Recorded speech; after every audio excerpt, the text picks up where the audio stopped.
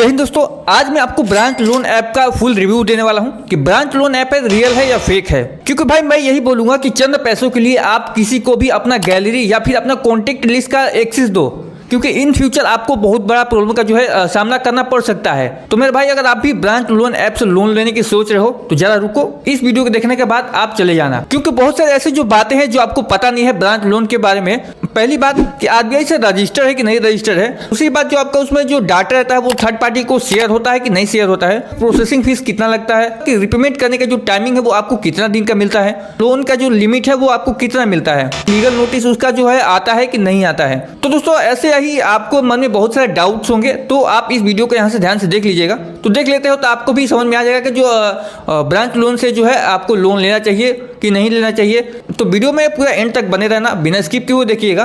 तो वीडियो में आगे बढ़ने से पहले आपसे एक छोटा सा रिक्वेस्ट था, अगर आप इस चैनल पे एकदम नए आए हो तो इस चैनल को सब्सक्राइब कर लेना, और हाँ, अगर वीडियो पसंद है तो प्लीज़ दोस्तों वीडियो में एंड में जाके इस वीडियो को एक छोटा सा लाइक भी कर देना।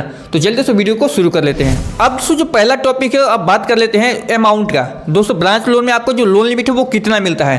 तो दोस्तों, मैं आपको बता दूं कि ब्रांच लोन में आपको 500 से 50,000 तक आपका लोन लिमिट आपको मिल जाता है। वो डिपेंड करता है आपके सिविल स्कोर पे। आपका सिविल स्कोर कैसा है, आपने पहले लोन लिया है कि नहीं लिया है, वो डिपेंड करता है आपके सिविल स्कोर पे। उस हिसाब से जो ब्रांच लोन में है आपका क्रेडिट लिमिट आपको मिल जाता है। तो बात करते हैं कि रिपेमेंट करने का जो टाइमिंग है आपको कितना मिलता है, कितने दिन के अंदर में अगर लोन ले लेते हो तो उसको कितने दिन के अंदर में आप उसको रिपेमेंट कर सकते हो। तो देखिए दोस्तों, जो पहला टाइमिंग होता है रिपेमेंट करने का वो 62 डेज तक का रहता है। 62 डेज के अंदर में आपको रिपेमेंट कर देना है। बाद में अगर 62 दिन के अंदर में आप पेमेंट नहीं कर पाते हो तो आपको 6 महीने का एक्स्ट्रा टाइम मिलता है, जिसमें आपको रिपेमेंट करना होता है। और जो भी आपने जितना भी लोन अमाउंट लिया है वो अमाउंट के ऊपर डिपेंड करता है कि आपको कितना दिन का लिमिट मिलता है आपको रिपेमेंट करने का। बात कर लेते हैं कि एज लिमिट क्या है, एज एलिजिबिलिटी क्या है, आपको लोन लेने के लिए कितना एज होना चाहिए। क्योंकि आपको पता ही हो कि बहुत सारे ऐसे लोन एप्लीकेशन है जिसमें आपको एज लिमिट होता है कि 18-20 होता है, या फिर 18-20 से कम का भी ले सकते हैं। तो इसका जो बात कर लेते हैं तो इसमें मिनिमम एज आपको 18 प्लस होना चाहिए, और मैक्सिमम आपको 58 ईयर्स के अंदर में आप यहाँ से ब्रांच लोन से लोन अप्लाई कर सकते हो। दोस्तों, बात कर लेते हैं कि जो लोन ऐप है वो आरबीआई से रजिस्टर्ड है कि नहीं रजिस्टर्ड है।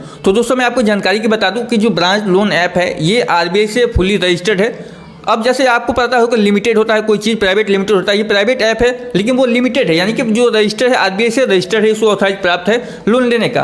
अब पांचवा दोस्तों बात कर लेते हैं कि जो ब्रांच लोन ऐप है इसमें जो आपका डाटा रहता है वो थर्ड पार्टी को शेयर होता है कि नहीं शेयर होता है।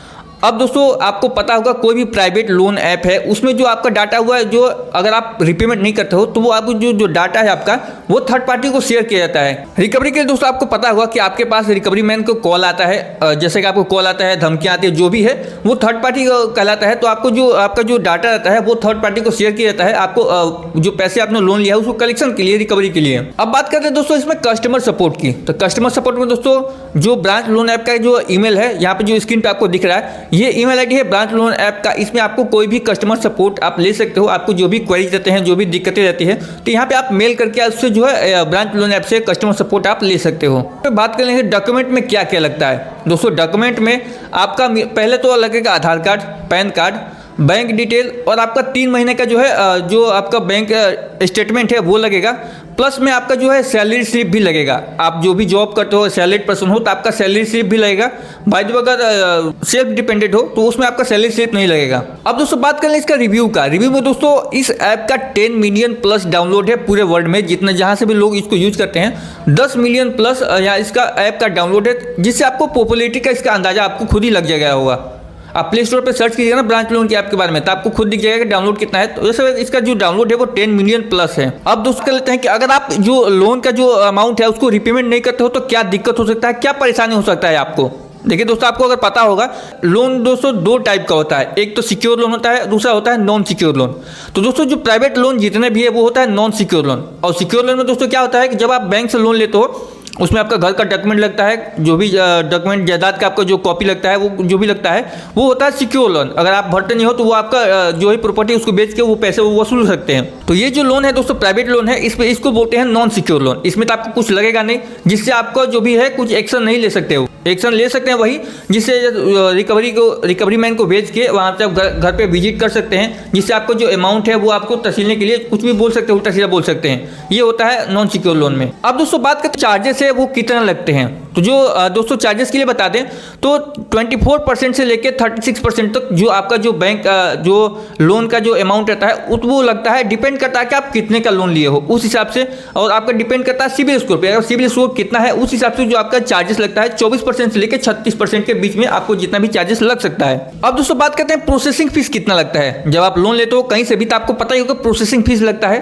तो ब्रांच लोन ऐप में कितना प्रोसेसिंग फीस लगता है, तो देखिए दोस्तों बता दूं आपको कि प्रोसेसिंग फीस 2% लगता है, प्लस उसमें 18% जीएसटी इंक्लूडेड रहता है। अब दोस्तों बात करते हैं कि जो आपका सिबिल स्कोर कितना होना चाहिए जिससे आपका जो लोन रिजेक्ट ना हो। तो दोस्तों मैं बता दूं आपको जानकारी के लिए कि सिबिल स्कोर आपको मिनिमम 750 होना चाहिए। अगर आपका 750 नहीं रहता है तो आपका जो लोन है रिजेक्ट हो सकता है, कैंसिल हो सकता है। तो अगर आपका सिबिल स्कोर 750 से प्लस है या फिर 750 है तो ही आप अप्लाई कीजिए, जिससे आपका जो लोन है वो रिजेक्ट नहीं होगा। आपका जो भी लोन लिमिट जितना रहेगा वो आपको मिल जाएगा। अब दोस्तों आपको ये मन में एक और डाउट होगा कि लीगल नोटिस आता है कि नहीं आता है। दोस्तों मैं आपको बता दूं कि लीगल नोटिस यानी कि आप उसको रिमाइंडर समझ सकते हो। लीगल नोटिस का मतलब यही उसका रिमाइंडर समझ सकते हो कि आप बिल पेमेंट नहीं किए हो, आपको जो भी रीपेमेंट नहीं किए हो उसका सिर्फ रिमाइंडर आता है आपको लीगल नोटिस के नाम पर। इससे आपको घबराने की जरूरत नहीं है। तो ऐसे ऐसे टॉपिक्स दोस्तों आपको ये समझ में आ गया होगा। तो बात कर लेते हैं कि लोन के लिए कौन कौन अप्लाई कर सकता है। तो देखिए दोस्तों लोन के लिए कोई भी अप्लाई कर सकता है, जैसे जिसका भी एज 18+ हो, जैसे स्टूडेंट हो, हाउसवाइफ हो, सेल्फ डिपेंडेंट हो या फिर आप सैलरीड पर्सन हो, कोई भी अप्लाई कर सकता है। तो इस ऐप में कोई भी लोन अप्लाई कर सकता है। तो देखिए दोस्तों सारा कुछ बातें मैंने एकदम जेन्युइन तरीके से आपको समझा दिया। तो आई होप दोस्तों आपके छोटा सा इन्फॉर्मेशन समझ में आ गया होगा। अगर समझ में आ गया तो इस वीडियो को लाइक कर दो, और साथ ही में अगर चैनल पर नए आया हो तो चैनल को भी सब्सक्राइब कर लें, ताकि जो भी मैं वीडियो बनाऊं सबसे पहले आपके पास नोटिफिकेशन पहुंच जाए। तो मिलते हैं फिर किसी नेक्स्ट वीडियो में इंटरेस्टिंग टॉपिक के साथ। तब तक के लिए जय हिंद, वंदे मातरम।